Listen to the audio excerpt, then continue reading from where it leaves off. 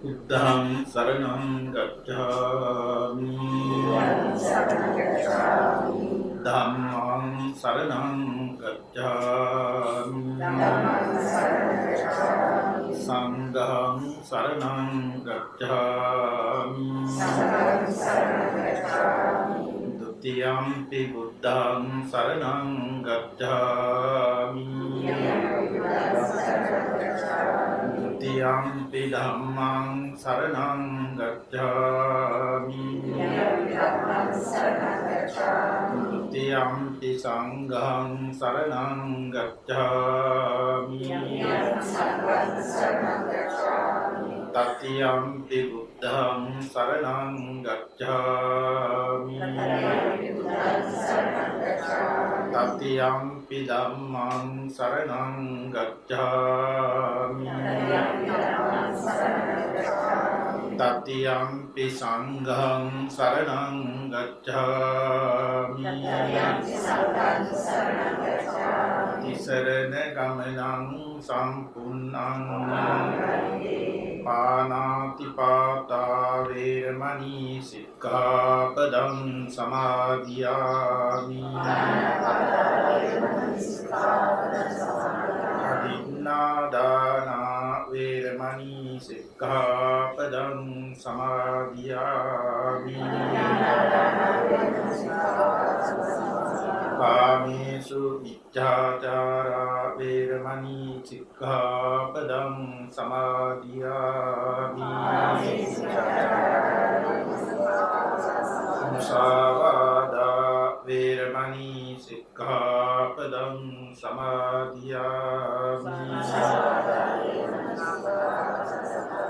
Svāmire majjapamādatthānā veramani sikkhapadam samadhiyami.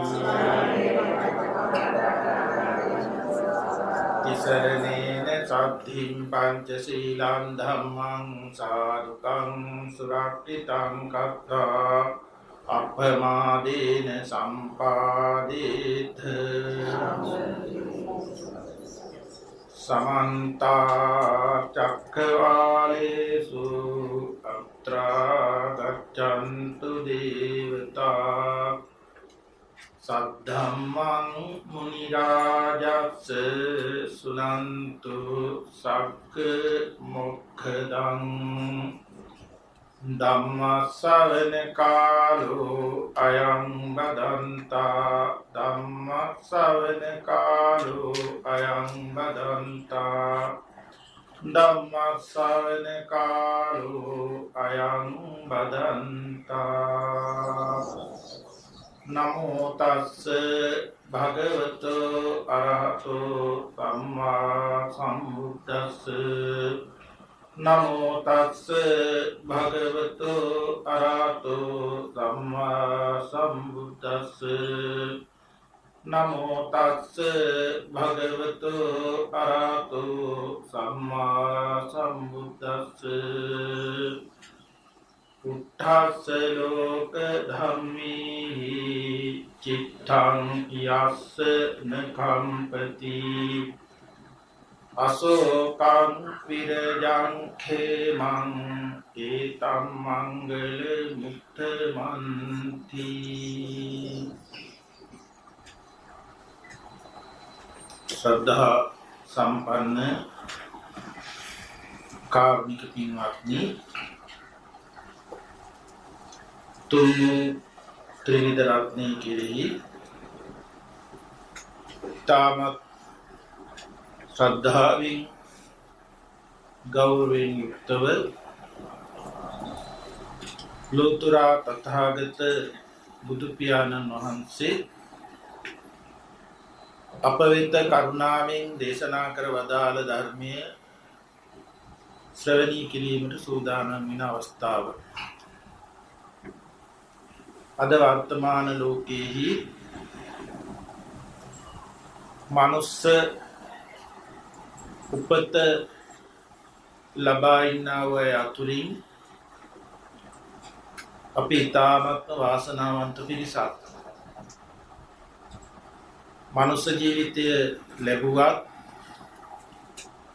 භාග්‍යවත් බුදු පියාණන් වහන්සේ වදාළ ධර්මය ශ්‍රවණය කිරීමට අවස්ථාව නැති වකවානු ඇති බව, අබුද්ධෝත්පාද කාල ඇති බව පොතපතෙහි සඳහන් වෙනවා. බුද්ධෝත්පාද කාලයේ ලැබුවත් ඇතැම් විටක මනුස්ස ජීවිතය ලබන්නේ. නමුත් මනුස්ස ජීවිතයක් බුද්ධෝත්පාද කාලයක් එක විට හමු වෙලා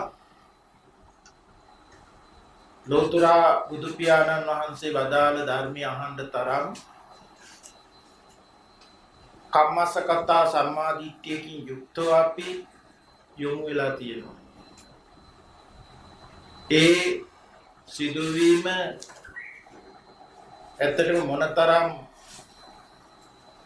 දුර්ලභ දෙයක්ද කියලා අපි හිතන්න ඕනේ. එනිසා මේ ධර්මය අහන මොහොත මංගල මොහොතක්.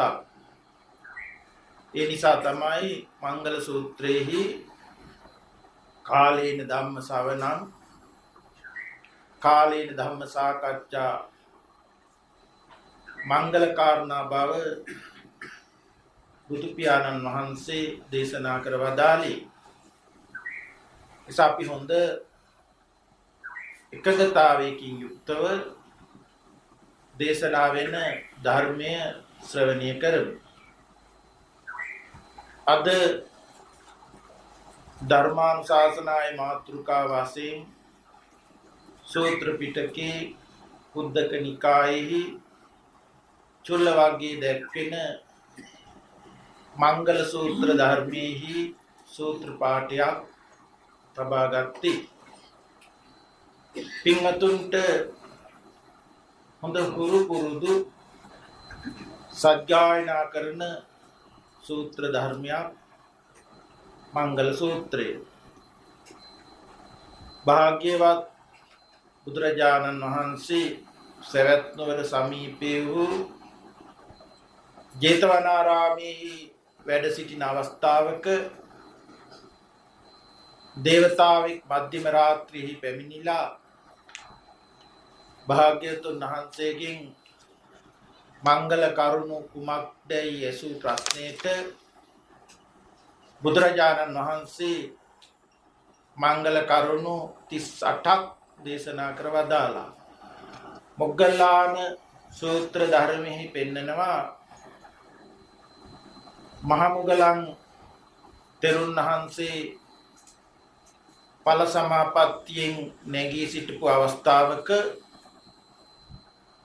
කවර දෙවි කෙනෙකුට අපායට නොයන ස්වභාවය ඇති නිවනටම නියතු සත්‍ය අවබෝධයක් ඇති සෝවාන් ඵලයටපත් වූ අම්හ කියලා ඥානයක් වෙනවද කියලා විමසීමට මේ වෙන විට තිස්ස කියන භික්ෂුන් වහන්සේ මහත් ඉර්ධිහා ආනුභාව සහිතව බඹලෝ උපතක් ලබා සිටියා. මුගලන් තෙරුන් වහන්සේ අතුරුදහන්ව තිස්ස බ්‍රහ්මයා ඉදිරියෙහි පහළ වුණා. ඒ අවස්ථාවේ මේ ප්‍රශ්නය මුගලන් තෙරුන් වහන්සේ ඒ තිස්ස බ්‍රහ්මයාට මතක් කළාම තිස්ස බ්‍රහ්මයා කියනවා අපායට නොවන ස්වභාවය ඇති නිවනට නියතු සත්‍ය අවබෝධය ඇති සෝවාන් ඵලයටපත් වුණා වූ දෙවියෝ චාතුම්මාරාජිකේ තාවතින්සේ යාමේ තුසිතය නිම්මාන රතිය පරිනිම්මිත වසවර්ති කියන දෙව්ලෝ හයේම වාසය කරන බව. මේ පිරිසට මෙවැනි ඥානයක් තියෙනවා කියලා. නමුත් ඒ දෙවි පුරුෂ අතරෙම සිටින බුද්ධ රත්නය, ධම්ම රත්නය, සංඝ රත්නය කෙරෙහි අචල ශ්‍රද්ධාවක් නැති, ආර්යකාන්ත සීලේ හික්මීමක් නැති දෙවියන්ට මේ ඥානය නොමැති බවත් මේ තිස්ස බ්‍රහ්මයා උත්තර දුන්නා. මේන් අපට පේනවා සම්මාදිට්ඨික දෙවියෝ අතර සම්මාදිට්ඨික භාවයට පත් වෙන්න උත්සාහ දරන දෙවියෝ අතර නිතරම ධර්ම සාකච්ඡා පැවැත්වෙන බව. ඒ නිසා තමයි දේවතාවෝ සුදුසු අවස්ථානුකූලව පැමිණිලා භාග්‍යතුන් වහන්සේට තමන් වෙත තියෙන ඒ ගැටලු භාග්‍යතුන් වහන්සේ වෙත ඉදිරිපත් කරලා निराकरණය කරගත් අවස්ථාවල් ගැන දේශනාවේ සඳහන් වෙලා තියෙනවා. එවැනි එක් අවස්ථාවක් තමයි මේ මංගල සූත්‍රය දේශනා කිරීම. මාතෘකා කළ ගාථාවෙහි දැක්වෙනවා පුට්ටස්ස ලෝක ධම්මේහි චිත්තං යස්ස නකම්පති අශෝකං විරජං khemං ඒතම් මංගල මුත්තමං. පුට්ටස්ස ලෝක ධම්මේහි චිත්තං යස්ස නකම්පති. අටලෝ දහමින් යමකුගේ සිත කම්පනයකට නොපැමිණේද, නොසැලේද, අශෝකං ශෝක නොකරයිද, විරජං පහ වූ කෙලෙස් රජස් ඇත්තේද, khemං නිර්භයද, ඒතම් මංගල මුත්තමං යන මේවා උතුම් මංගල කාරණායි කියන දේශනාවයි මේ ගාථාවේ පෙන්නලා තියෙන්නේ. පින්වතුන් දන්නවා නිතර කතා කරනවා අටලෝ දහම ගැන. ලාභය, අලාභය, යස ආයස, නින්දා ප්‍රශංසා, සැප දුක, මේ අටලෝ දහම ගැන බොහොම ගැඹුරු සියුම් අදහසක් භාග්‍යතුන් වහන්සේ පඨම ලෝක ධර්ම සූත්‍රයේහි වදාරලා තියෙනවා. අට්ඨිමේ භික්ඛවේ ලෝක ධම්මා ලෝකං අනුපරිවන්තಂತಿ ලෝකෝච අට්ඨ ලෝක ධම්මී අනුපරිවත්තති. මෙතන අට්ඨිමේ භික්ඛවේ ලෝක ධම්මා ලෝකං අනුපරිවත්තಂತಿ කියලා වදාරලා තියෙන්නේ මහණෙනි මේ අෂ්ටලෝක ධර්මයෝ ලෝව අනුව පෙරලිත්. ලෝකෝච අට්ඨලෝක ධම්මේ අනුපරිවත්තති. ලෝකයේද අෂ්ටලෝක ධර්මෙහි පෙරලිත්. එතකොට ලෝකේ කියන අදහසයි අෂ්ටලෝක ධර්මයේ කියන අදහසයි වෙන්වනිමි වදාරලා තියෙනවා. එකිනෙකට සමගාමීවයි මේ ධර්ම දෙක දේශනා කරලා තියෙන්නේ. දැන් පෘථග්ජන හිතක් අටලෝ දහම ගැන කතා කරනකොට අෂ්ටලෝක ධර්මයේ වෙනම කතා කරනවා. ඒයින් බැහැරව තමා යන්නේ ගැන හිතනවා. එතකොට අෂ්ටලෝක ධර්මයේ වෙනයි, තමා වෙනයි. නමුත් භාග්‍යතුන් වහන්සේ වදාළේ ඊට වඩා ගැඹුරු අර්ථයක් මේ අටලෝ දහම ගැන. ලාභය යසස ප්‍රශංසාව සැප කියන හතර පහළ වෙන වෙලාවට පුත්තජන හිත ඇලෙනවා කැමති වෙනවා.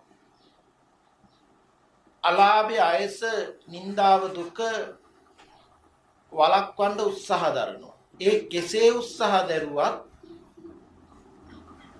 ඉදිරිපත් වූ ලාභය යසස ප්‍රශංසාව සැප කියන හතර පෙරලෙන ස්වභාවයෙන් යුක්තයි. එහෙම පෙරලෙනකොට අලාභය අයස නින්දාව දුක එළඹෙනවා. ඒ වෙලාවට අලාභය අයස නින්දාව දුක වළක්ව ගන්න හදනවා. ලාභය අසස ප්‍රශංසාව සැප කියන හතර ලබන්න හදනවා, නතර කර ගන්න හදනවා. මේ ක්‍රියාව තුලම මේ ක්‍රියාවට මුල් වෙලා තියෙන්නේ මම වෙමි කියන අදහස දෘෂ්ටියයි. එතකොට බලන්න අර ලෝක ධර්මයේ කියන අටලෝ දහමෙන් වෙන් වෙලා නැහැ මේ මම කියන හැඟීම. ඒ වළක්වන්න හදන්නේ හතරක් ලබන්න හදන්නේ ලැබුව හතර නවත්තන්න හදන්නේ මේ මමේ කියන දෘෂ්ටියේ ගතිය. මේ ගතිය පහළ වෙන්නේ ඊටත් වඩා ගැඹුරු ditthi අනුසය ධර්මයේ කියන එකේ සංග්‍රහය. ditthi අනුසය කියන්නේ බොහෝ කාලයක් මෙවන් ආකාරයකට කටයුතු කරලපු ගතිය සැඟවී තියෙනවා. සරලව කියොත් හැමදාමත් උපන් සත්‍යය දුක වළක්වමින් සැප ලබන්න හදන්නේ. සැප තබන්න හදන්නේ. සැප නොපැවතුනත් දුක එළඹෙනවා. දුක වළක්වලා නැවත සැපෙන් ඉඳ හදනවා. මෙන්න මේ ස්වභාවයේ ගතිය. මේ ගතිය මම වෙමි කියන හැඟීමත් එකතුවයි ක්‍රියාවෙන්නේ. ඒ නිසායි අර අටලෝ දහමට අයිතිකාරීක ඇති වෙන්නේ. මේ ditthi අනුසය. මේ නිසා නිතරම පෘථග්ජන හිත ආත්මාර්ථකාමීත්වයට බරයි. තමන්ගේ පැත්තට ඇදලා තමයි හිතන්නේ. ලෝක ස්වභාවයක් ගැන නෙමෙයි අවබෝධ කරන්නේ. ඒ නිසා දැන් ලාභය කියන ගතිය ස්වභාවය නවත්තන්න ඒකට ගැතිකම නිසා ආත්මාර්ථකාමී ගතිය එකතු වෙලා තියෙනකම නිසා ආත්මාර්ථකාමීව වැඩෙන විදිහටම වැඩ කරනවා. අපි හිතමු සාමාන්‍යයෙන් ඒ ලාභ ලැබීමට නොසුදුසු දෙයක් කල්ලිකුත් ඒ දේවල් විකුණනවා කියලා.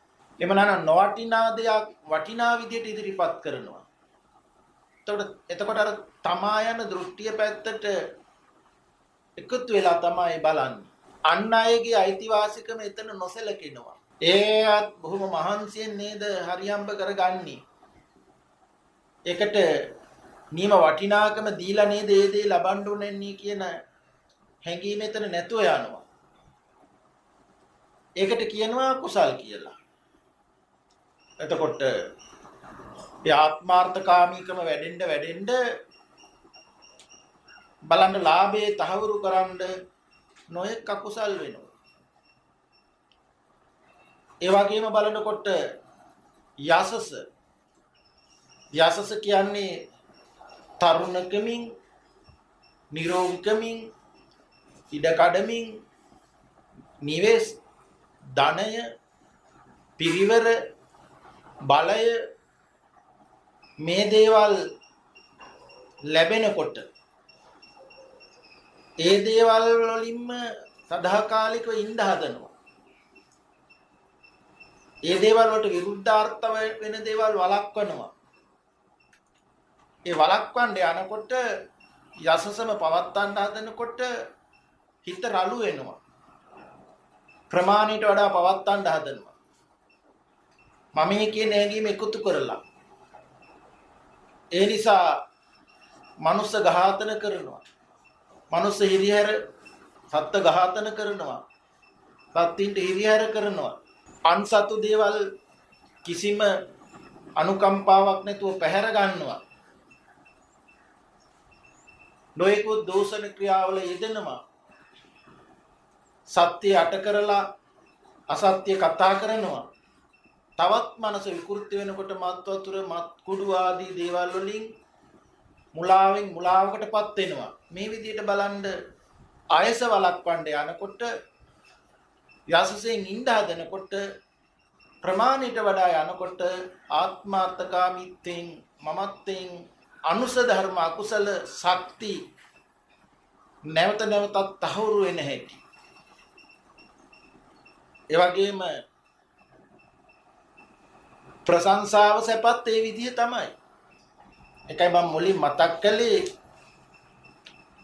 ලෞකික ලෝකයා මමත්වයේ වැඩි වෙන්න හොඳින් හරි නරකින් හරි ඉඳ හදන්නේ. හොඳින් හරි නරකින් හරි ජීවත් වෙමු. මේ ලෞකික ලෝකයේ පංචකාමී භුක්ති විඳීම තමයි සැපත. මරණයෙන් ඔය සියල්ල අහෝසි වෙනවා කියන තැනට එනකන් එනවා. එතකොට මේ අටලෝ දහමෙහි තියෙන මේ ස්වභාවය අපි තේරුම් ගන්න ඕනේ. ඒකට ගැති වෙන්න අපි දන්නේම නැතුව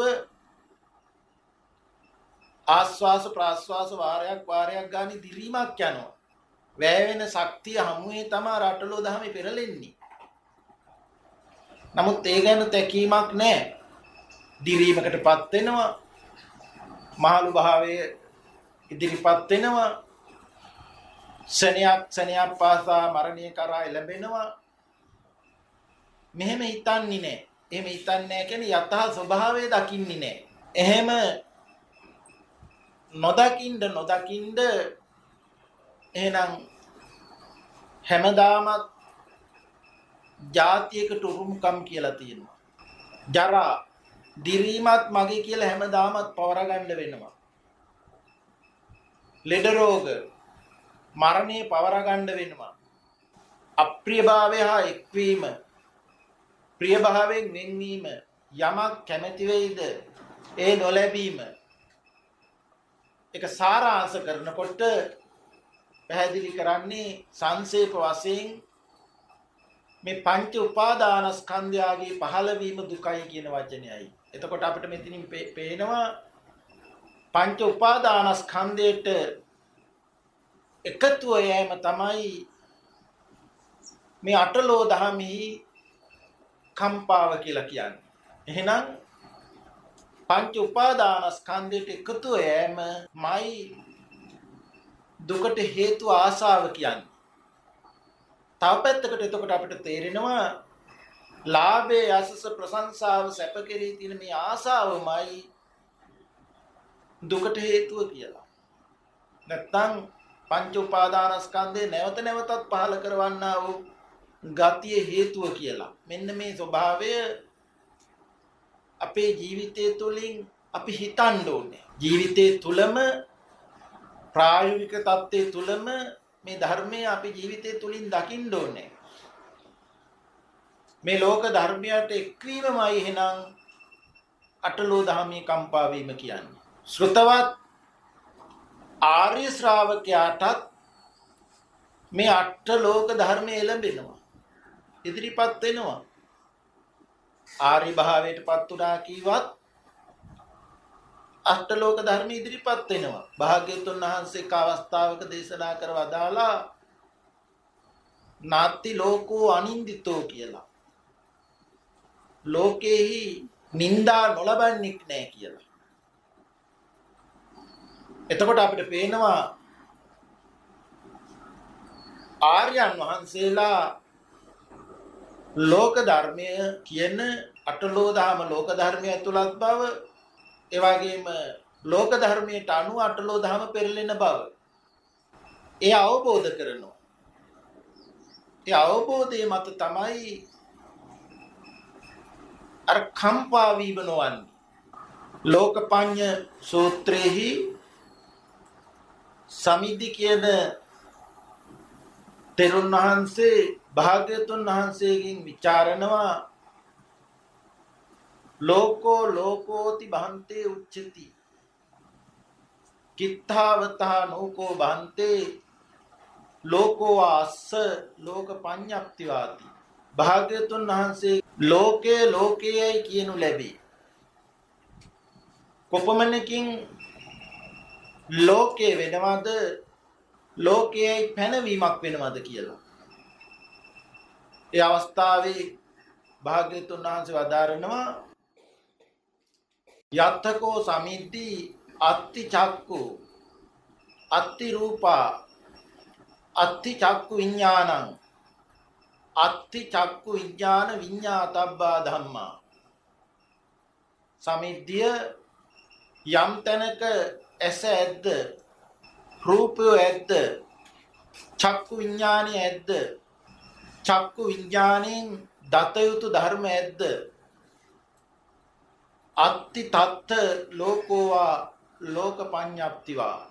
එහි ලෝකේ හෝ ලෝකයයි පැනවීම ඇත කියලා. මෙතන මේ ලෝකේ කියලා භාග්‍යවතුන් වහන්සේ වදාළ වචනේ අපි තෝරගන්නකොට භාග්‍යවතුන් වහන්සේ වදාළේ ඇස ලෝකයයි කියලා. ඒ වගේම ඇසට හමු වෙන රූපේ ලෝකයයි. මේ ඇසත් රූපයත් දෙක හමු වීමෙන් රූප දැන ගන්නා හිත චක්කු විඥානයේ ලෝකයයි. ඒ චක්කු විඥාණයෙන් දත යුතු ධර්ම ඇද්ද කියලා වදාලා. එතකොට මොකක්ද චක්කු විඥාණයෙන් දැනගන්නේ? වේදනා සංඥා සංකාර. විඳීම හැඳිනීම විඳීම හැඳිනීමත් එකතුව ඒ ආරම්භය වෙන විවිධාකාර සිතුවිලි සංස්කරණය වීම සැකසීම රාශි වීමයි සංඛාර කියන්නේ. ඒ සංස්කාර විඥානය දැන ගැනීමකට බඳුන් වෙනවා. මේ ටික එකතු කරපුවාම රූප වේදනා සංඥා සංඛාර විඥාන පංචස්කන්ධය එකයි පංචස්කන්ධ සංඛ්‍යාත ලෝකය කියලා කියන්නේ. ඒකයි භාග්‍යවතුන් වහන්සේ ලෝකය කියලා වදාළේ. බලන්න එතකොට කොච්චර පැතුරුණු අදහසක්ද කියලා. ඇස ගැන වදාලා රූපේ ගැන වදාලා ඇසත් රූපයත් දෙක ප්‍රත්‍යවීමෙන් හට ගන්නා වූ දැන ගැනීම විඥානය ගැන වදාලා විඥාණයෙන් දත යුතු ධර්ම වේදනා සංඥා සංකාර දැනගැනිල්ලට බඳුන් වෙනවා. මේ පංචස්කන්ධය තමයි ලෝකේ. එහි ප්‍රභේදය ඊළඟට 6 ආකාරයකින් දේශනා කරනවා. දැන් කනත් ශබ්දයක් ශබ්ද දැනගන්නා හිතත් ඒ ශබ්ද දැනගන්නා හිතට නැත්නම් සෝත විඥාණයට බඳුන් වෙන ධර්ම වේදනා විඳීම සංඥාව හැඳිනීම සංස්කාරය විඳීම හැඳිනීමත් එකතුව කැමැති අකමැති තරහ මාන ඊර්ෂ්‍යා ඒ අකුසල පැත්තට. එහෙම නැත්නම් ශ්‍රද්ධා වීරිය සිහිය ඒ කුසල පැත්තට. ඒවා පුණ්‍යාභි සංකාර අපුණ්‍යාභි සංකාර කියලා බෙදෙනවා. ඒ වගේම ආනිජ්ජාභි සංකාරය කියලා අරූප ධ්‍යාන තල වලට බෙදෙනවා. මේ කොයි පැත්තට එකතු කරත් විඥාණයෙන් දැනගන්නා වූ ධර්ම ලෝකයයි. ඒතර පංචස්කන්ධ සංඛ්‍යාත ලෝකය. දිවට රසය හමු වෙනවා. රස දැනගන්නා හිත ජීවා විඥානි. ජීවා විඥාණයෙන් දැනගන්නා වූ ධර්ම ලෝකයයි. නාසයට ගන්ධය හමු වෙනවා. ගඳ සුවඳ දැනගන්නා හිත ගාහන විඥානි. ගාහන විඥාණයෙන් දැනගන්නා වූ ධර්ම ලෝකයයි. කායට ස්පර්ශ රූපය හමු වෙනවා. ස්පර්ශ රූපය දැන ගැනීම කාය විඥානයයි. ඒ විඥාණයෙන් දැනගන්නා වූ ධර්ම ලෝකයයි. එතනකුණොත් නතර නොවි බලන්න මනස මූලිකව පහළ වෙන්නා වූ සිතුවිලි ඒවට කියනවා ධම්ම කියලා. ඒ සිතුවිලි දැනගන්නා වූ විඥානි මනෝ විඥානි. එතකොට මේ මනෝ විඥානෙට බඳුන් වෙලා තියෙන ධර්ම ලෝකයයි. අත්ති තත්ත ලෝකෝ ආලෝක පඤ්ඤප්තිවා. ඒ ලෝකයේ හෝ ලෝකයේ පැනවීම ඇත කියලායි භාග්‍යතුන් වහන්සේ වදාළේ. එහෙමනම් මේ ලෝකය පිළිගැනිල්ල ඇත්තක් කොට බැසගෙන ඉඳීම ඒ පිළිබඳව තියෙන අනවබෝධය තමයි මේ අටලෝ දහමෙහි වෙන කම්පාව. ඒ පිළිබඳව අවබෝධයක් නැති තාක් අටලෝ දහමෙහි කම්පාවෙන් මිදෙන්න පුළුවන්කමක් වෙන්නේ නැහැ. සමහර විටක අටලෝ දහමේ කම්පා නොවෙනවායි කියලා දැඩි මතයකින් මම නම් මේ අටලෝ දහමේ කම්පා වෙන්නේ නැහැ කියලා යම් කෙනෙකුට පාලනයක් කරගෙන ඉන්නවා. එහෙම ඉන්න තැනුත් තියෙනවා. නමුත් ටිකක් දුරක් විතරයි. යම් විදියකින් හොඳයි ජීවිත අවසානයේ ආහාර වැය වෙන දුක් වේදනාව හමුවේ ආහාරය නොලැබී යනකොට ලබා ගන්න නොහැකි වෙනකොට කම්පා නොවී හිටිය හැකිද කියලා බලන්න මොනතරම් අසාධ්‍ය රෝගීන් හොඳට අර කාය ශක්තිය තියෙන වෙලාවෙදී හොඳ පාලනයකින් හිටපු අය අසරණතාවයකට වැටිච්ච තැන් තියෙනවා. ඒ වගේම අපි මේ ප්‍රස්වාස ආස්වාස ඊතා සුළු කොට හිතන්නේ. ඇයි නොමිලේම කිසිම වියදමක් නැතුව ආස්වාස ප්‍රස්වාස වෙන හින්දා. නමුත් මේ ආස්වාස වාතයේ යම් විදියකින් අඩුපාඩුවක් වෙනකොට අවහිර වෙනකොට මොනතරම් සිතුවිලි හිතට වේදනාවක් පහළ වෙනවද? ආස්වාස වෙද්දිත් මේ ශරීරයේ දිරනකොටද රැස් වෙනකොට ප්‍රස්වාස නොවෙනකොට කොයිතරම් වේදනාවක්ද? ඒ ප්‍රස්වාස වෙනකොට කොයිතරම් ඒ වේදනාවේ අඩුවක් පේනවද? නමුත් ප්‍රස්වාස වෙනකොට ආය ආස්වාස නොවුනොත් කොයිතරම් වේදනාවක්ද? අපි කම්පා නොවි ඉන්නවා කියවට අපිට යම් තැනක මේ ආස්වාද ප්‍රාස්වාසයේ හිරවීමට මුහුණ දෙන්න වෙනවා. එතකොට එක මොහොතක් හරි ප්‍රාස්වාස වෙනකොට ආස්වාසයක් යොදාගෙන ඒ සැපය එතන තියෙන සුවය අල්ලගන්න තමයි හදන්නේ. ඒ නිසානේ අපි මරණාසන්න රෝගීන් පණ අදිනවා කියන වචනයක් කතා කරන්නේ. බලන්න පැවැත්ම සම්බන්ධව තියෙන ජීවිත ආසාව ගැඹුරින් එකතු වෙලා තියෙන හැටි. ඒ ගතිය මුල් කොට තමයි ජාතියක් වශයෙන් ආරම්භ වුණේ. ඒ නිසා හැම නිතරම මේ ලෝක ධර්ම අටට එකතු වෙනවායි කියලා කියන්නේ ලෝකයේ පිළිගන්නවා. කම්පා වෙනවා කියන්නේ ලෝකයේ පිළිගැනීමමයි. ආධ්‍යාත්මික ආයතන 6 බාහිර ආයතන 6 විඥාන 6 විඥාණයෙන් දැනගන්නා වූ ධර්ම. එතකොට සිතුවිලි මේ එක ආයතනයක් මුල් වෙලා ආයතන 6 මේක පාර ක්‍රියා කරන්නේ නැහැ නේ.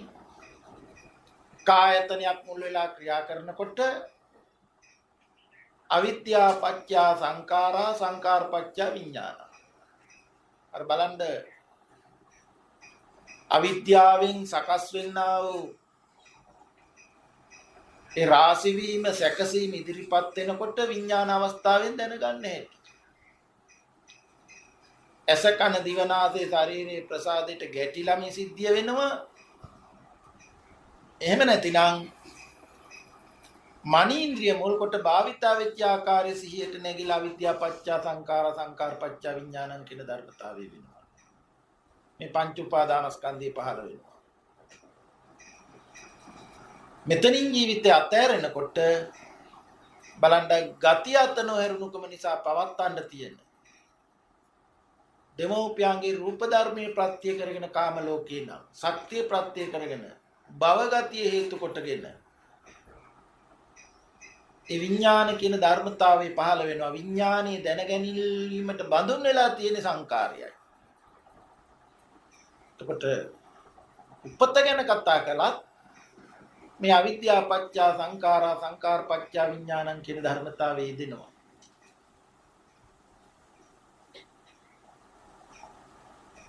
ඒ එකතුව තමයි ඒ පිළිගැනිල්ල තමයි මේ අවිද්‍යාවෙන් සකස් වුණා වූ ලෝකයක පිළිගැනීම.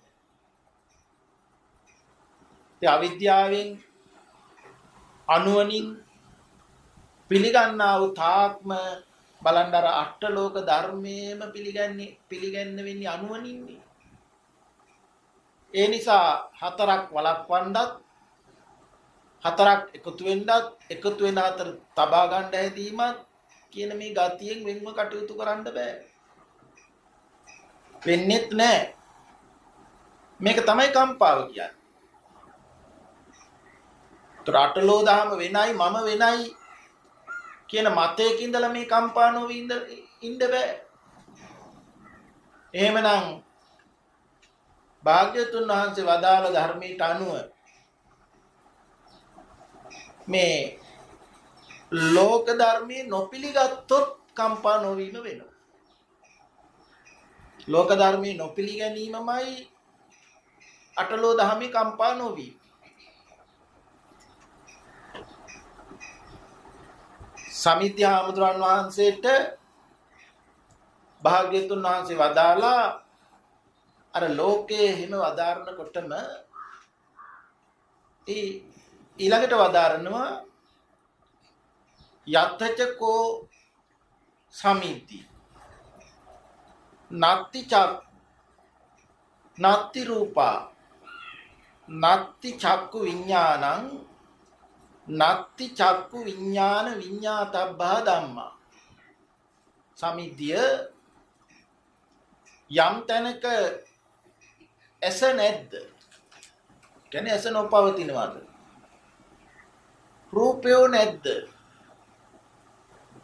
ඇසත් රූපයත් නිසා පහළ වෙන චක්කු විඥානය නැද්ද? චක්කු විඥාණයෙන් දත යුතු ධර්මයෝ නැද්ද? නත්ති තත්ත ලෝකෝ වා ලෝකපඤ්ඤප්තිවා. එහි ලෝකේ හෝ ලෝකපඤ්ඤප්තිය නැත කියලා. ඒ කියන්නේ ලෝකයේ නොපිළිගැනීම එතකොට අටලෝ දහමින් කම්පා නොවීම වෙනවා. මෙන්න මෙතනයි අපට හුඟක් විමසා ගන්න තියෙන තන ජීවිතය තුල. මේ ඇස නැද්ද? රූපය නැද්ද? ඇහත් රූපයත් නිසා පහළ වෙන චක්කු විඥානයක් නැද්ද? චක්කු විඥාණයට බඳුන් වෙන දත යුතු ධර්මෝ නැද්ද?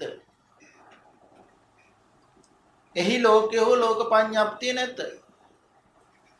මේ ඇහැ ගැන මුල් වෙලා අපි කතා කරන්නේ. නමුත් භාග්‍යවතුන් වහන්සේගේ දේශනාවේ මේ ඇස කන දිව නාසය ශරීරය මනස කියන ආධ්‍යාත්මික ආයතන හයත්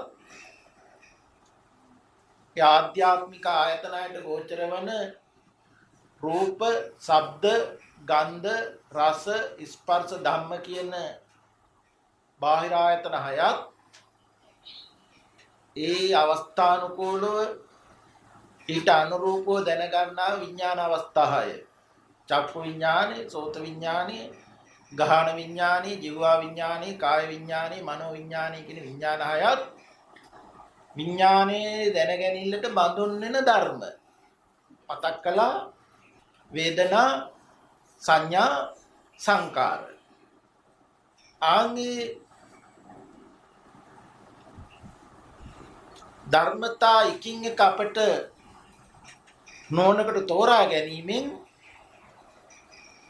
හැකියාවක් ඇති වෙනවා ඒ නුවණට ලෝකේ නොපිළිගන්න. ලෝකයට දැඩිව බැස නොගන්න. ලෝකයයි මමයි කියලා දෙකක් වශයෙන් නොබලන්න. දිට්ඨියානුසය පහ වෙන්න. මම වෙමි කියන දැකීම ඇති වෙන ගතිය අයින් වෙන්න. එතකොට කම්පා වීම නැති වෙනවා. එහෙමනම් මේ පිළිබඳව කම්පා නොවෙන්න මේ පිළිබඳව නුවණින් දැකීමයි මෙතන වෙන්න ඕනේ. දැන් අපි බලනවා ආධ්‍යාත්මික ආයතන 6. මේ ආයතනානම් පටිලාභෝ කියලා. මේ ආයතන 6 ලැබුණේ ජාතිය උපති. ජාතිය භවපච්චය ජාති. භවයේ ප්‍රත්‍ය. භාග්‍යතුන් වහන්සේ මේ එකක් කාරණේට හේතු අදාරලා තියෙනවා. එතකොට භවය උපාදානී ප්‍රත්‍ය. උපාදානීය තණ්හාව ප්‍රත්‍ය. තණ්හාව වේදනාව ප්‍රත්‍ය. විඳීම සලආයතන ප්‍රත්‍ය. ජීවිතයක් නෑර ජීවිතයක් මේ ආයතනයෝ මම වෙමි කියන හැඟීමෙන් යුක්තව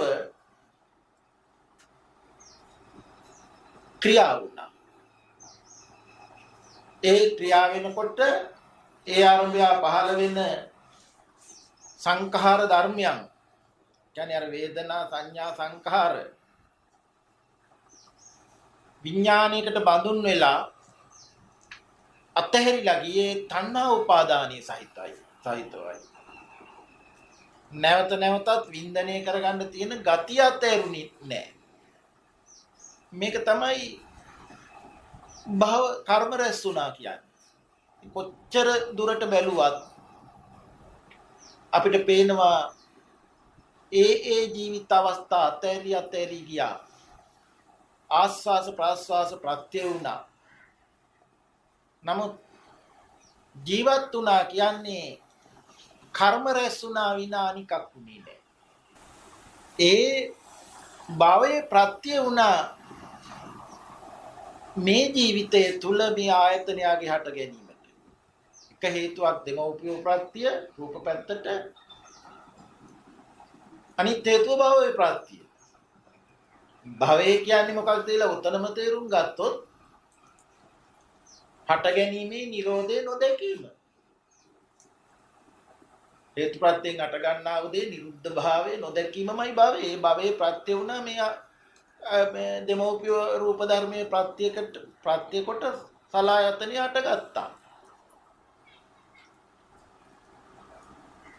අහන්න බලන්න ගඳ සුවඳ ගන්න රස ගන්න ස්පර්ශ ගන්න ඒ දේවල් සංවිධානය කරන්න මතක් කරන්න පිඳපු දේවල් මෙනෙහි කරන්න ගතිය අතන හැරුණුකම නිසා. එතකොට ඒ ප්‍රතිසන්දි විඥාණයට ආරම්භක විඥාණයට බඳුන්ුනේ හිතුවිලි. ඒක අර වේදනා සංඥා සංකාර කීප. ඊට අනුව රූප ධර්මිය බහැරව කතා කරන්න බෑ. දෙමෝපියන්ගෙන් හටගත් රූප ධර්මිය ප්‍රත්‍ය වුණා. මේක ධර්මයේ පෙන්නනවා විඥාන පච්චා නාම රූපං කියලා. නාම රූප පච්චා සලආයතන. මේ ආයතනයගේ හට ගැනීම වුණා. අපි හොඳට තේරුම් ගන්න ඕනේ කේමාරහත් තෙරණින් වහන්සේ වදාළා තියෙනවා. නයිදං අත්ත කතම් බිම්බං නයිදං පර කතං අගං හේතු පටිච්ච සම්භූතං හේතු බංගා නිරුද්ධති. බිම්බේ මේ පංචස්කන්ධය නයිදං අත්ත කතම් බිම්බං තමන් විසින් කරගත්තා වූ දෙයක් නොවේ කියලා. මොකද තමන්ට ඕන හැටියට කරගන්න ලැබුණා නම් කරුව සම්පූර්ණ අඩුපාඩුවක් නැතුව සකසනවා ඊට වැඩි. නයිදම් පර කතං අගං අදුස්යමාන බලවේගයකින් අන්‍යයෙකුගේ මවාපෑමකින් කරපු දෙයක්වත් නෙවෙයි. එහෙම වුණා නම් ඒ ඔයිට වඩා සර්ව සම්පූර්ණ අඩුපාඩුවක් නැතුව සකසලා දෙනවා. හේතු පටිච්ච සම්භූතං හේතු ප්‍රත්‍යයෙන් හටගත්ත දෙයක් කියලා. හේතු බංගා නිරුද්ධති. හැබැයි අපි සම්මුති මරණය කතා කරන්නේ අර රූප ධර්මයේ ශක්තිය අවසන් වීම. උපාදාන භවයේ නිරුද්ධ වෙන තාක් කල් භව නිරෝධය වෙන්නේ. හට ගැනීමට හේතු අයින් වෙන්නේ. දෙපැත්තම අපි බලන්න ඕනේ. ඒ හින්දා හොඳට අපි නුවණ යොදන්න ඕනේ මේ හය ආයතනයගේ හට ගැනීම ගැන. මව කුසේදී නම් ඒ දිරන කොටස මව ගන්න උස්මාහාර වල අන්පරිද්දකින් දිරන කොටස සැකසෙනවා. එහෙම මව ගන්න කොටස ලැබුණට බෑ. මනීන්ද්‍රියට සිහියට නැගෙන්නා වූ ධර්මතා හා මනෝ විඥානයේ තන ක්‍රියාත්මකයි. ඒ නිසායි දිර යන කොටස වෙනුවට අලුතින් ඒ මවගෙන් කොටස ආකර්ෂණය වෙමින් සැකසෙන්නේ. බලන්න කවුරුවත් කරනවද සැකසෙනවද කියලා බලන්න. දිරන කොටස ආයෙත් සැකසෙනවා මේ හේතු වේදන හින්දා. ඒකට මව කුසේ උඩත් හිත ඇති වෙලා නිරුද්ධ වෙනවා.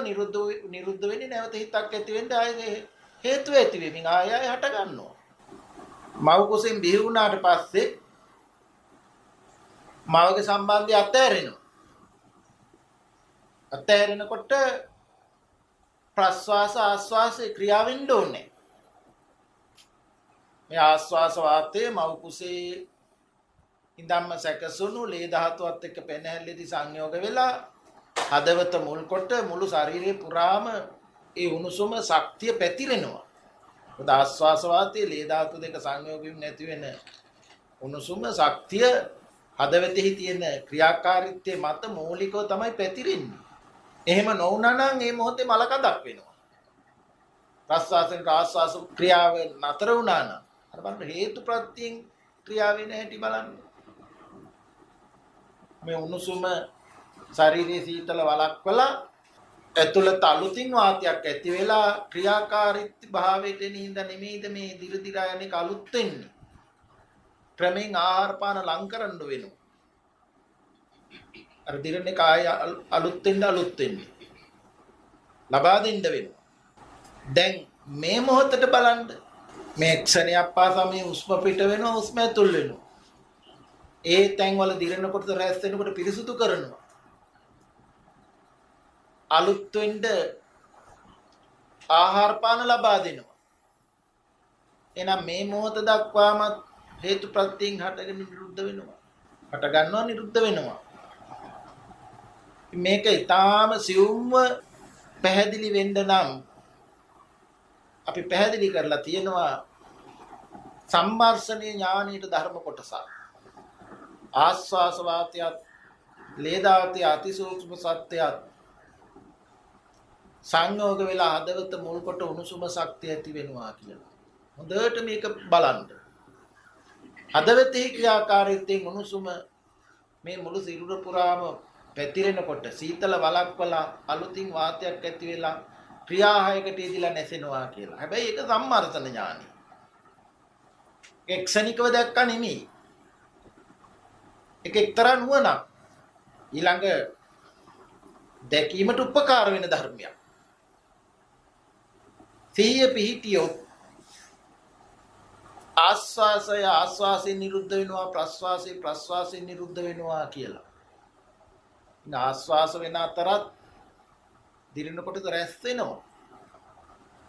දිරනකොට ප්‍රස්වාස වෙනකොටත් ඇතුළත කොටු වෙච්ච කොටස වැය වෙනවා. අන්න එහෙම නුවණක් ඒ දිගේ ඇති වෙනවා. ඒ නුවණ ඇති වෙනකොට ක්ෂණයයි කියන නුවණ එනවා. අර විස්තරය අයින් වෙනවා.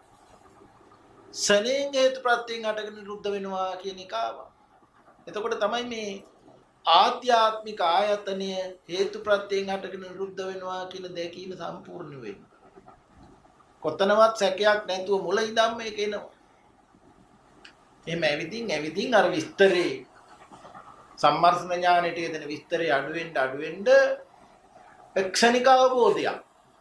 ඊළඟට ඒ ආධ්‍යාත්මික ආයතන කියන ක්ෂණයට හමු වෙන්නේ බාහිර ගෝචර රූපනි. රූප, ශබ්ද, ගන්ධ, රස, ස්පර්ශ. ඒවා රූප. නමුත් අපි දැන් එහෙම කියනකොට බාහිර වශයෙන් ගෝචර වස්තුවක් ඇතේ කියලා මතයක් අරගෙනයි අපි රූපය ගැන කතා කරන්න හදන්නේ. එහෙම නැතුව අපේ භාෂාවේ කතා කරන්න බෑ. මේ රූපයක් නතර වෙලා තියෙන හින්දා රූපයක් ගැන කතා කරනවා නෙමෙයි. නතර වෙලා තියෙන මතයක ඉන්නවා. ඒ මතය අතහැරන විදිහට වචන හසුරවන්න වෙනවා රූපය ගැන. තත් රූපයක් තියෙනව බව තහවුරු කරලා දෙන්න හදනවා නෙමෙයි. ඒකට කිට්ටු කරන්න උදාහරණයක් කියන්න. මේ පින්වතුන්ට බලන්න. අපි හිතමු එළදෙන ආහාරයට ගන්නේ තනකොළ, පුන්නක්කු, කොස් කටු ආදී දේවල් තමයි ආහාරයට ගන්න. ඒ දේවල් අනිත්‍ය වෙලා අන්පරිද්දකටපත් වෙලා පළමු පැවතියට වෙනස් වෙලා නොපවතින. හැබැයි නොපවතින්නේ නැවත නව ඵල ඇති කරවන්න නව හේතු ඇති වෙලයි. අර ආහාර ගත්ත කොටස දැන් ඉවරයි. ඒකයි කවදාකවත් හම් වෙන්නේ නැහැ. ඒක නැසුණා. නැසුනේ නව හේතුවක් ඇති වෙලයි. ඒ හේතුවේ ඵලයේ විදියට නේද අරං කුර හම මාස් කිරි ගොම හැදෙන්නේ. ඒ නිසා තනකොළ පුන්නක්කු කොස්කටු ඒවට ආවද කියලා බලන්න. ඒ දේවල් ලෝකේ නොපැවතුණා.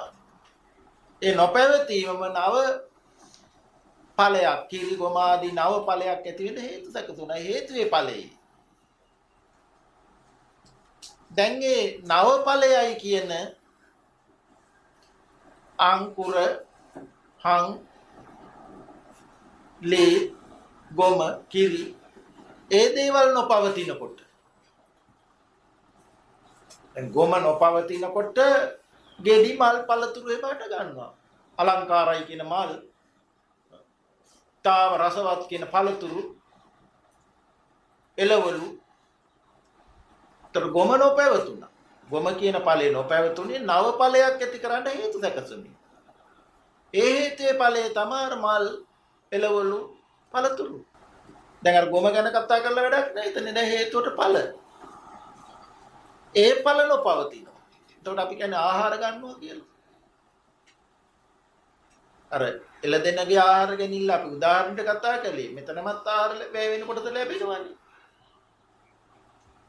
ඒ දේ නොපවතිනකොට තමයි අපි අර කතා කරුවේ ලේ ඇති වෙන්න හේතු ඇදෙනකොට ලේ එක වාතයෙන් දවලා ඒ ස්වභාවයෙන්ම ක්‍රියා කරවන්න ලේ දාතේ අතිසූක්ෂම තත්ත්වය වාතයේ සංයෝග වෙලා දවලා උණුසුම ශක්තිය මේ ධර්මතා හේතුඵල ධර්මයට එකතු කරලා බලන්න.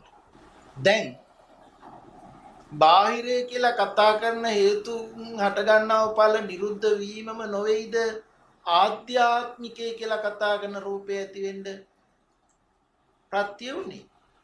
ආධ්‍යාත්මිකය කියන රූපය ඇති වෙලා නිරුද්ධ වීමම නොවේද බාහිර දේවල් ඇති වෙන්න හේතු උනේ. ඒතර මේක ආධ්‍යාත්මික බාහිර කියලා දෙපැත්තක් බෙදලා මුලින් තෝරාගත්තට මේ අවකාශයේ ඉඩ තුල වෙන ක්ෂණය අවබෝධ කරගන්න. භාග්‍යතුන් වහන්සේ වදාළ යම් තැනක ඇස නැත්ද රූපය නැද්ද කියන වචනේ තේරෙනවා. එතන මේ නැද්ද කියන වචනේ කතා කරන්නේ තියෙන බවක් නෙමෙයි, හටගෙන නිරුද්ධ වෙනවා. හටගෙන නිරුද්ධ වේ නමුදු නැවත හේතු යදෙනකොට හට ගන්නවා. ඒ හටගත්තත් නිරුද්ධ වෙනවා. මොකද සාස්වත උච්ඡේද දෘෂ්ටි දෙකට එකතු නොවි ආරම්භ කරන්න ඕනේ. අපි බණ අහනවා, ධර්ම සාකච්ඡා කරනවා, භාවනා කරනවා. හිත එකඟ වූ තැනින් ඒ කාරණේ හොයලා ඉවර කරන්න ඉස්සර. ඒ කාරණේ විමසාගෙන ඉවර වෙන්න. ගාක් බණ කරුණු සූත්‍ර ධර්ම ගන්න ඉස්සර මේ කාරණේ ඉවර කරන්න. එතකොට අවබෝධයක් එනවා. එහෙමනම් ඇසත් රූපයත් ක්ෂණයයි නම් ඊට අනුරූප වූ මානසිකාරයක් සිහි වෙලා මේ දැනගැනිල්ලක් නේද මේ ඉදිරිපත් වෙන්නේ. අන්න විඥානී කියන වචනේ අර්ථය එතකොට දැන පැහැදිලි වෙනවා. විඥානී කියන්නේ දැනගැනිල්ල. දැනගැනිල්ලට බඳුන් වෙලා තියෙන දත යුතු ධර්ම.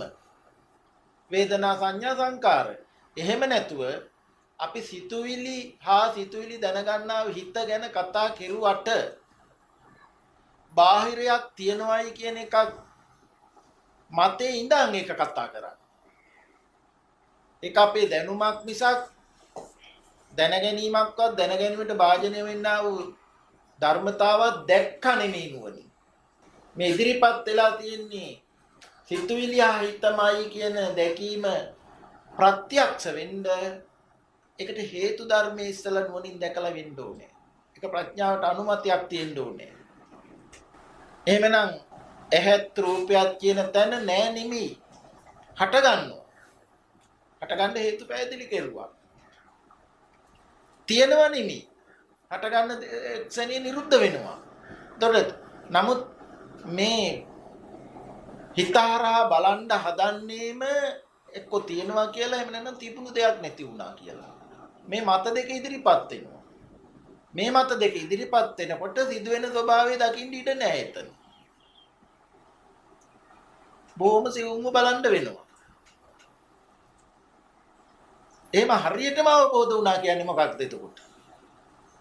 අර ඊට අනුරූපෝ මානසිකාරින් විඥානීය දතයුතු ධර්ම මේ ඉදිරිපත් වෙලා තියෙන සිතුවිලි ආයත කියලා දකිනවා. ඒ සිතුවිලි ආයතද නිරුද්ධ වෙනවා කියන එක ඊළඟ පියවර. අතන වැඩුණා නම් ඒක නොවි තියෙන්නේ නැහැ. ඒකයි අමුතුවෙන් කියන්න වෙන්නේ. ඔන්න පංචස්කන්ධේ ඉපදීම නැතිවීම පංච උපාදානස්කන්ධයට නොයෑම. නමුත් එහෙම අවබෝධ වුවහොත් අර මනීන්ද්‍රිය කියන තැන මනීන්ද්‍රිය කියලා කියන්නේ මේ ආස්වාස වාතයේ ලේ ධාතු දෙක සංයෝගයෙන් ශක්තිය ඇතිතාක් මේ දත්තයන් භාවිතා කරන්න සිහි වෙන්න පුළුවන් හැකියාව මනස ඒ හැකියාවට භාවිතා වෙච්ච ආකාර ධර්මතා සිහියට නැගෙනවා. එතකොට මනෝ විඥානේ දැනගැනිල්ලට බඳුන් වෙනවා. ඒ අවස්ථාවත් වේදනා සංඥා සංකාර. දැන් අපි ඔය ගැඹුරින් කල්පනා කරන්නේ හීන පේන්නේ. ඒ පංච උපාදානස්කන්ධය. දැන් මේ ඇහැට රූප, කණ්ඩ ශබ්ද, නාසයට ගන්ධ, දිවට රස, ශරීරයට ස්පර්ශ ගැටුණු කතාවක්වත් නැහැ නේද? ඒව ඇතිව නැති වෙන ධර්මතාවනේ. නමුත් මනීන්ද්‍රිය ක්‍රියාත්මක වෙනකොට පෙනීමක් තියෙනවා, පෙනෙන්න රූපෙකුත් තියෙනවා. ඇහිීමක් තියෙනවා, අහන්න ශබ්දක් තියෙනවා. එතකොට ගන්ධයක් ලැබීමේ ප්‍රධානත්වයකුත් තියෙනවා. ඒ කියන්නේ ගාන ඉන්ද්‍රිය ගන්ධ සුවඳත් ලැබෙනවා. එතකොට රස දැනීමේ ප්‍රධානත්වයක් තියෙනවා, රසයක් දැනෙනවා. ස්පර්ශ ලැබීමේ ප්‍රධානත්වයක් තියෙනවා, ස්පර්ශත් ලැබෙනවා. ඒ දේවල් සැලසුමුත් කරනවා. ලැබපු දේවල් මතක් කරන්නත් පුළුවන්, ලබන දේවල් සැලසුම් කරන්නත් පුළුවන් හිතේ. බලන්න හය ආකාරයක් ප්‍රභේද හයක් තියෙන තැන මනීන්ද්‍රිය. මනීන්ද්‍රිය කියන්නේ භාවිතා වෙච්ච එක සිහි වෙනවා. සිහි වෙන තැනට කියන්නේ ධම්ම මනෝ විඥානය දැනගන්නවා. නමුත් අපි එතන පංචස්කන්ධයක් කියලා කීවට හය ආකාරයක් විතර. හැබැයි හය ආකාරෙම ඇවිල්ලා තියෙන්නේ මනීන්ද්‍රියට.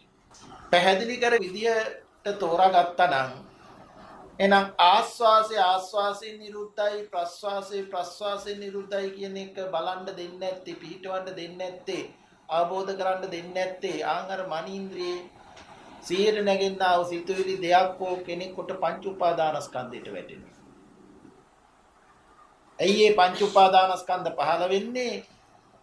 ජීවිතේ පුරාවටම ඒ රූප දැනගැනීම, ශබ්ද දැනගැනීම, ගන්ධ දැනගැනීම, රස දැනගැනීම, ස්පර්ශ දැනගැනීම, වචන ක්‍රියා ඇතිව නැති වෙන බවට සිහියක් යෙදුනේ නැහැ. ඒවා තණ්හා උපාදානින්මයි මේ ක්‍රියාව සං. නිසා පහළ වෙන්න ගති ශක්තිමත් වුණා නිසා අතහැරුණේ නැහැ. දැන් ඉතින් ආස්වාස් ප්‍රාස්වාදයට තිය පිටවන්න හැදුවට ඒ ගතිය ඇතිතාක් ඒකේ පණිවිඩ එනවා. ඉතින් වීරියක් මෙතෙන් ඕනේ. මේ ක්ෂණයක ඇති වෙන නැති වෙන බව ඇත්තයි නම් අර එන උපාදානස්කන්ධේ නොපිළි ගන්න. සත්‍ය ක්ෂණික බව නම් ඒක පිහිටන්න පුළුවන් වීරිය ඕනේ අර උපාදාන ස්කන්ධය ඉදිරිපත් වුණාට නොපිළිගන්න. ඒ වීරිය මදි නම් ඒකට ක්‍රමයක් කියලා දීලා තියෙනවා. ආස්වාස වාතයේ ශක්තිය උදව් කරගෙන මේ පණිවිඩේ එනවා ප්‍රස්වාසයෙන් නිරුද්ධ බව බලන්න කියලා. ඒක ටිකක් මෙහෙ. අර ක්ෂණිකව අවබෝධ කරගන්න නොහැකි හින්දා. ඉතින් ඒ ධර්මතාව වැඩෙන්න ඕනේ. වැඩුණොත් තමයි ක්ෂණිකව අවබෝධය එන්නේ. මනින්ද්‍රිය ළඟ අනාගතයට අතීතයට යන්න බෑ. වර්තමාන ක්ෂණයයි. නමුත් ක්ෂණය කියන තැන නවත්තලා බලනවත් නෙමෙයි. ඔන්න ඔතන බලන්න අර ලෝකේ ඉක්මවා ගියේ නැද්ද? ලෝකේ නොපිළිගත්තේ නැද්ද? අටලෝ දහමක්ගේ කම්පාවක් එතන තියෙනවද කියලා බලන්න. සැප වේදනාවට රාගානුසයෙන් එකතු වෙලා යන්නෙත් නැහැ. දුක් වේදනාවට පටිඝානුසයෙන් එකතු වෙලා යන්නෙත් නැහැ.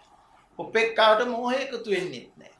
ඒ අටලෝක ධර්මයේ කියලා කියන්නේ ලෝකේ නොපිළිගැනීමමයි. ලෝකේ පිළි අරගෙන අටලෝක ධර්මයේ කම්පා නොවී ඉන්නවා කියන එක කවදාකවත් නොවන ධර්මයක්. අඩු කරන්න පුළුවන්. යම් තැනක් තියෙනවා. එතකොට සෝවාන් සකු르දාගාමි අනාගාමි අරියත් පිළිවෙලින් අර ලෝකේ නොපිළිගන්න අනුසය අයින් වෙන්න අටලෝ දහමේ කම්පාවක් නැතුව යනවා. මොකද කම්පා වෙන්න කෙනෙක් නැතුව යනවා. පරිනිර්වාණයේදී හරියටම හරිනේද ඇස නැද්ද? රූපේ නැද්ද? චක්කු විඥානේ නැද්ද? චක්කු විඥාණයෙන් දතියුතු ධර්මෝ නැද්ද? ලෝකේ ලෝක පඤ්ඤාප්තියක් නැත කියන තැන. ඒකට කියන්නේ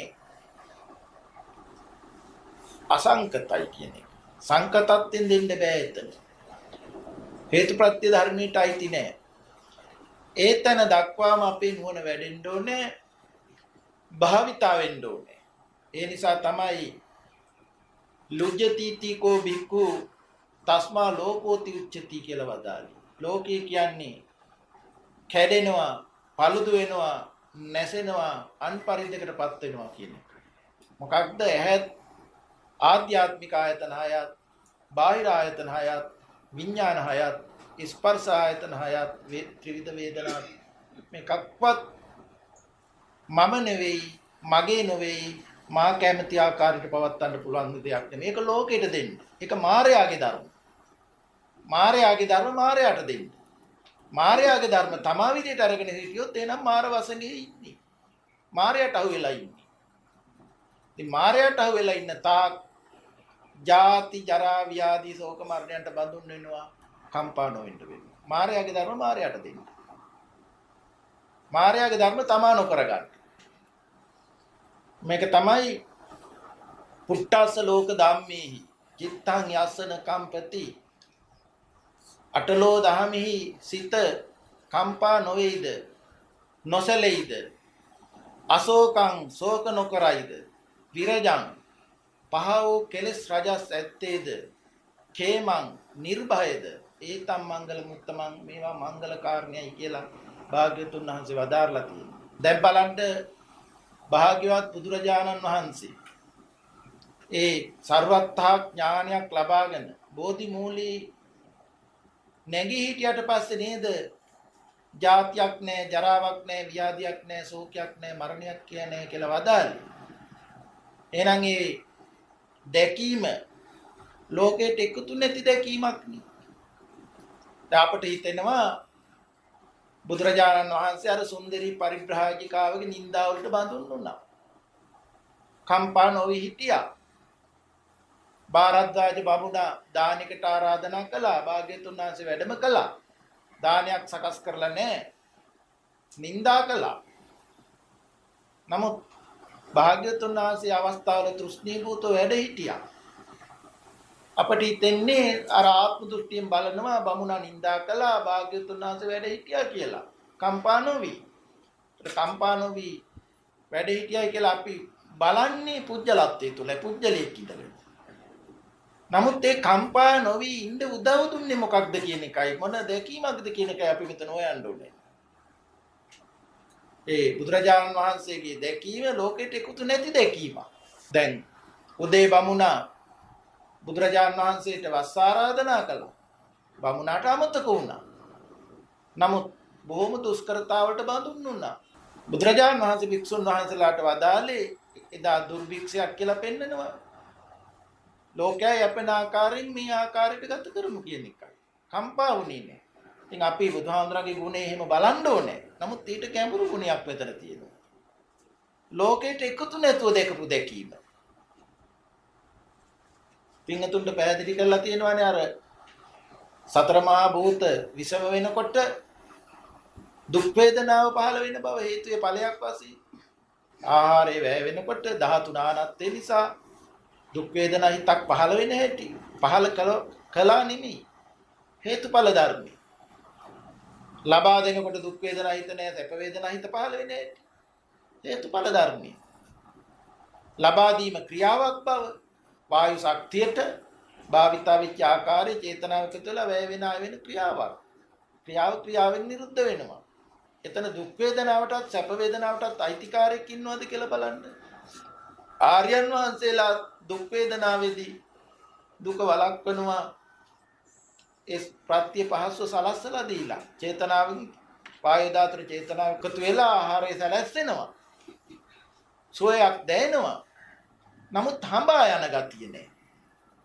සැප තබන්න හදන දුක ප්‍රමාණයට වඩා වළක්වන්න හදන දුකේදී දුක ප්‍රමාණයට වඩා වළක්වලා කැමැති ආකාරයෙන් ඉඳ හදනකම එහෙමත් තිබුණාද කියලා බලන්න. සෝතාපට්ටි ඵලයටපත් වෙච්ච තැන ඉඳලාම එදා අර බන්දුල මල්ලිකාවට සෝතාපට්ටි ඵලයටපත් වෙලා හිටියේ සරියුත් මහ රහතන් වහන්සේ ඇතුළු භික්ෂුන් වහන්සේලාට දානෙ පිළිගන්නමින් ඉන්න අතර තමයි බන්දුල සේනාධිපතියයි දරුවෝ 30 දෙන්නයි කැරැල්ලකින් මරපු බව පණිවිඩය. නමුත් ඒ දානි පිළිගන්නන අවස්ථාවේ හසුන්පත ඉනේ තියාගෙන දන් පිළිගන්නුවයි කියලා පෙන්නන්නේ. කම්පා වුණාද කියලා බලන්න. ඒතර එහෙම කම්පා නොවෙන්න ධර්මයක් එතන තිබිලා තියෙනවා. ලෝකේ පිළිගත්තේ නැහැ. ලෝකෙට දීලා තියෙනවා. ඉන් එහෙන් දකින්නේ. ඒක අපේ බණ අහලා ධර්ම සාකච්ඡා කරලා භාවනා කරලා අපේ ඉලක්කයතන වෙන්න ඕනනේ ලෝකේ නොපිළිගැනීම. ඒ ලෝකේ නොපිළිගැනීමෙන් අර කම්පා වීම නොවි යනවා. ඉතින් මේ පිළිබඳව හොඳට මෙනෙහි කරලා එදිනෙදා ප්‍රායෝගික ජීවිතයට එකතු කරගෙන එක අවස්ථාවක් එදිනෙදා ජීවිතේ ක්‍රියා තුලින් දැකීම එක අවස්ථාවක් ඇසුවා වූ ධර්මයේ නැවත නැවත විවේකීව සම්මර්ෂණය කරලා දැකීම එක අවස්ථාවක් අර චිත්ත භාවනාව තුලින් මනෝ ద్వාරයට එන පණිවිඩය තුලින් දැකීම මේ ආදී ධර්මතා එකතු කරගෙන ඒ ජාතියක් ජරාවක් ව්‍යාධියක් ශෝකයක් මරණයක් නැති උතුම් නිවනින් සැනසීමටම හේතු වාසනා වේවා. ආකාශට්ඨා ච බුම්මට්ඨා දේවා නාග මහිද්దికා පුඤ්ඤන්තං අනුමෝදිත්වා චිරං රක්ඛන්තු ශාසනං. ආකාශට්ඨා ච බුම්මට්ඨා දේවා නාග මහිද්దికා පුඤ්ඤන්තං අනුමෝදිත්වා චිරං රක්ඛන්තු දේශනං. ආකාශට්ඨා ච බුම්මට්ඨා දේවා නාග මහිද්దికා පුඤ්ඤන්තං අනුමෝදිත්වා චිරං රක්ඛන්තුං සදා. ධර්ම ශ්‍රවණානිසංසේ කරනකොට ප්‍රඥාව වැඩි දියුණු වී